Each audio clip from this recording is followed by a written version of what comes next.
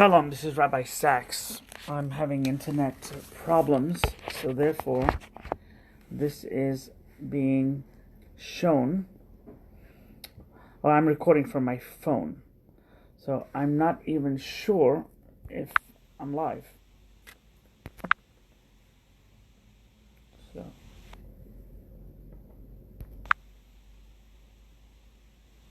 okay, I'm live.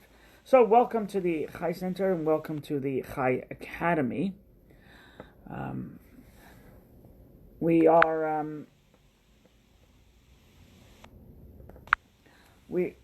been discussing history of Israel, history of the personalities, if you will, who really made an impact on the state of Israel. So yesterday we discussed David Ben-Gurion, who was obviously the George Washington of Israel, and he was a fascinating fellow. He was a tough bird, but you needed somebody tough in order to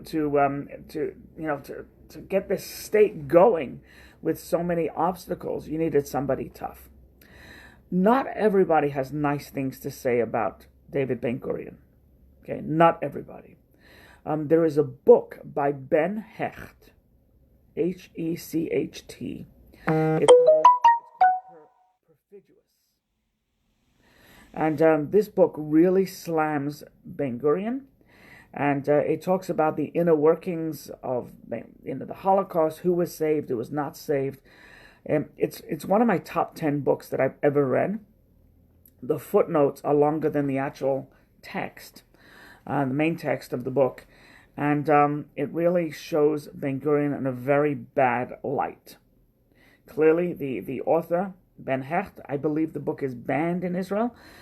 Clearly, the author had a real axe to grind with Ben-Gurion. And for the longest time, after reading the book, I was very unimpressed with Ben-Gurion. But realize, age, I guess, that not everything is... as it's the two sides to every story. But if you're familiar with the assassination of Rudolf Kastner, the book begins there. It goes into the trial that took place when Rudolf Kastner was assassinated. Fascinating book. That's one thing I'll tell you. It is a fascinating book, a book that you'll sit with and ponder and read and Google after. Just amazing. So, but moving on, one of Ben-Gurion's enemies, aside from Menachem Begin, was somebody called Vladimir Jabotinsky. So Vladimir Jabotinsky was a charismatic individual. He had vision, and after Herzl, he probably is one of the greatest Zionists that ever lived. He was a poet, by the way. He was a poet, but he decided that he is going to he is absolutely going to support Israel and fight anti-Semitism, fight Arab terror, etc. He had a tremendous future in poetry. I mean, he was called at that time that if he continued, he'd be one of the greatest Russian poets. Well, if you know anything about Russian poetry, I mean, that's one thing they brought out in mass was poets. But he forewent all that in order to he forego all that in order to fulfill the dream of Israel. To his detractors, he was considered a fascist, right? To his detractors, and in fact, Ben-Gurion had a nickname for him, which is, if you think about it now, it's terrible. Back then, it was even worse. Ben-Gurion sometimes referred to him as not Vladimir Jabotinsky, but Vladimir Hitler, which is a terrible name to call. But he was so against him, and Jabotinsky wanted Ben-Gurion he wanted Britain. He wanted Britain to fulfill immediately immediately the Balfour Declaration as to allow Jews to come into to Israel, and he saw the Jews were in dire straits. We're talking about, this is in World War One. He saw that there's something going to happen to the Jewish people, and he foresaw this. Call him a clairvoyant, but chances are he just saw, and he perceived rather, and therefore he placed a lot of pressure on Britain, and he once, if I recall, he once used to the Parliament or to politicians in Britain. I'm not sure who he said this to, but he said, you all know the story of Oliver Twist. So Oliver Twist, the famous episode of where he comes after he finished his cereal porridge, right? He comes up and he says, more. And they go, more? More? So Jabotinsky was saying he wasn't asking for more. He wasn't being greedy. What he was asking for was simply, give me a normal sized portion so I don't have to ask for more. When you give a pitiful portion, then you're going to come up for more, right? So too, he said that I'm not asking. He says the Arabs have so much land. There's 22 nations, and they have land, etc., that they can get and take from the Ottomans. And he says, but the Jews have one sliver of land. And for you to say that we can only give you this little piece, or we can't give you it all, he goes, I'm not being greedy by asking for a little more. I'm just asking you for the proper allotment of space for the Jewish people. What's interesting is while he grew to hate Britain in World War One, he was not at all. Many Jews had felt that they should be neutral, right? They shouldn't support Britain. They shouldn't support the Ottoman Empire. They have to be very careful, because if the Ottoman Empire wins, then the Jews, they're going to take it out on the Jews, because the Jews did not support the Ottoman Empire. If Britain wins, so they were neutral. He was not neutral. Jabotinsky was extremely pro-Britain, and he was very vocal about how much of a British supporter he was. By the way, that didn't help him much, because in 1920, right, so after the war was done, in 1920, the British arrested him and sent him to 15 years imprisonment because of his tactics against Arab terror. And there was such an outcry. There was such the people, just the masses said Jabotinsky's a hero. Jabotinsky is he stood up just for rights. He's not a terrorist. He's nothing like that. He says, so there was such an outcry. Actually, he was released after 1 year. Right, released after 1 year. So now, when these days, when you hear of Jabotinsky, you think of as somebody who was an extremist, like a Meir Kahane type fellow, who was an extremist, right? Every Arab out of Israel, just like you have Arab extremists, every Jew out of Israel, from the river to the sea. So Jabotinsky, it's interesting, he was a mainstream Zionist. I know Ben Gurion didn't like him, and he felt he was a fascist, but he was a mainstream Zionist. He was just wanted a place for he wanted, and specifically Israel, him in particular. Herzl, I don't know, was so concerned about it being in Israel. It could have been in Uganda or Liberia. He would have taken property in Hong Kong or Tokyo, for that matter. But Jabotinsky really wanted there to be a homeland in Israel. And he did not break with mainstream. He only broke after 1930, when he saw that, my goodness, we're not doing enough. Because when he saw the Jews in the 20s, he was worried about the Jews in the 30s. He said, OMG, the Jews in Europe are in deep trouble, right? And when World War II began, he was completely heartbroken that when they say the world didn't know, I mean, they knew. So he was completely heartbroken. He actually flew to the U.S. and what he wanted to do was organize a Jewish army. So the Jewish army, like a precursor to the Tzahal, to fight the Germans.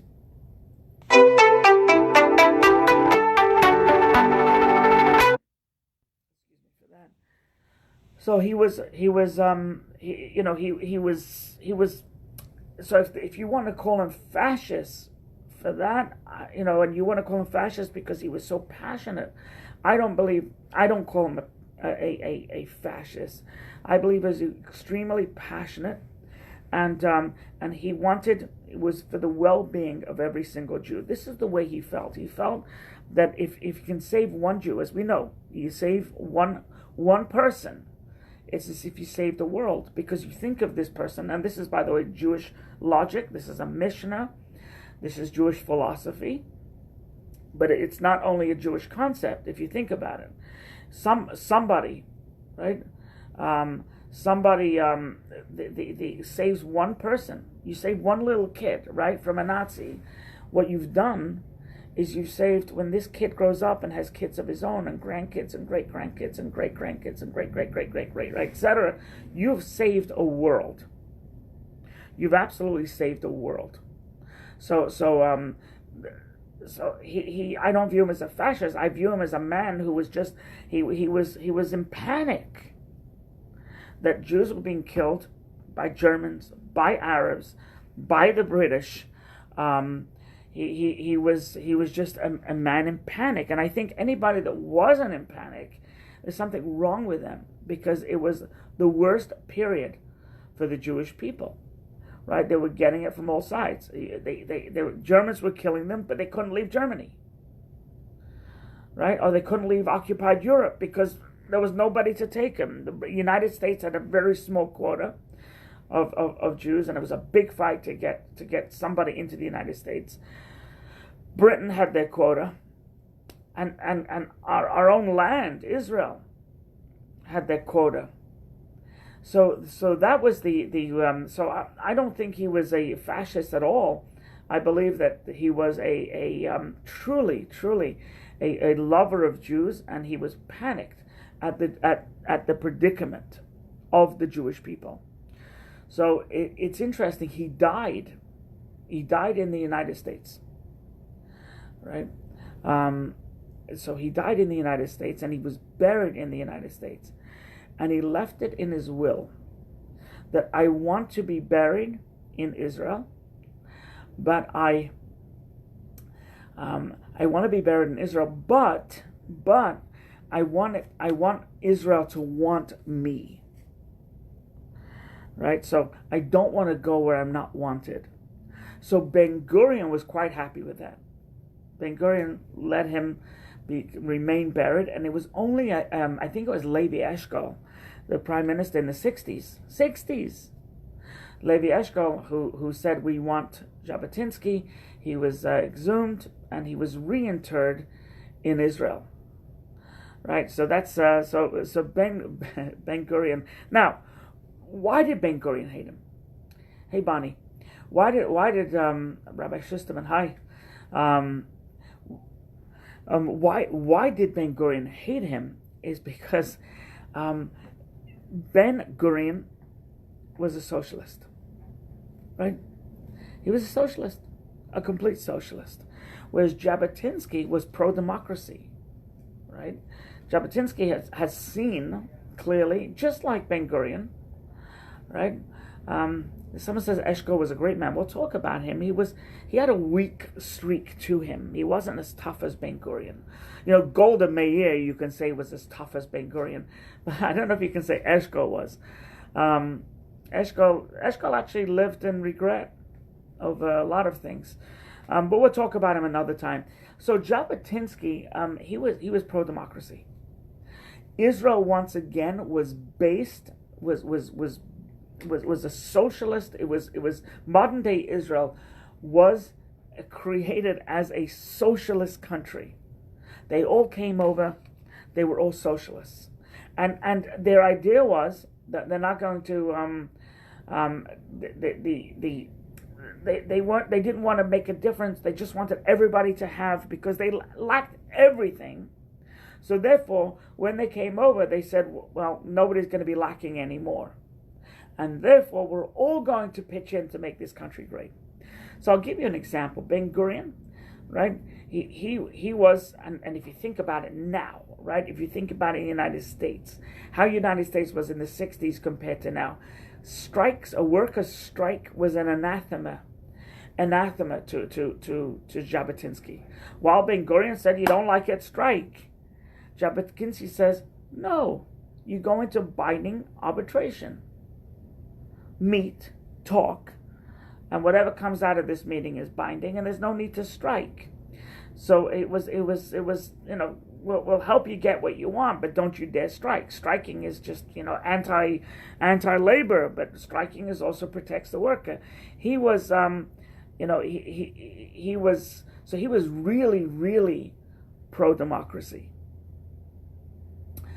He also was by all means necessary, because as we said earlier, he was panicked about saving Jewish lives. He was in sheer panic. So because of that, he negotiated with Mussolini, right? He actually sat down, or however they did it, negotiated about how we can get Jews out, etc., etc. Right? Ben Gurion, right, said Mussolini is a fascist, and we're not talking to him. Just like we're not going to negotiate with Hitler, we're not going to negotiate with Mussolini. Jabotinsky said, "Are you insane? You insane?" And there was a big fight over it. By the way, today in Israel, once again, he has these detractors, but they're out in Tel Aviv. You have Rehov Jabotinsky, you have Yerushalayim Jabotinsky. He's considered a hero, albeit just like Menachem Begin was considered a hero. Though they went after Arab terrorists, and they went after them with a vengeance. And I don't know if Jabotinsky was so violent with the British like Begin was, but he advocated whatever necessary to save Jews. That was where he was coming from, whatever was necessary.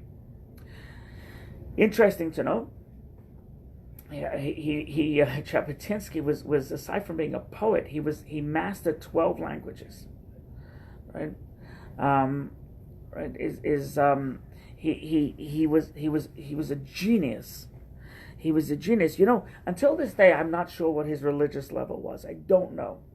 I do know that many, like Meir Kahane, who was an Orthodox Jew, and the whole JDL, which were primarily, at least in New York, primarily they were Orthodox, but not necessarily. They worshipped Jabotinsky. So I don't know if he was Orthodox. I don't know what he was. Truth be told, I never thought to ask the question. I know that Ben Gurion was secular, but he used to dabble in, reading Bible and things like that. But he was completely secular, but he had profound respect.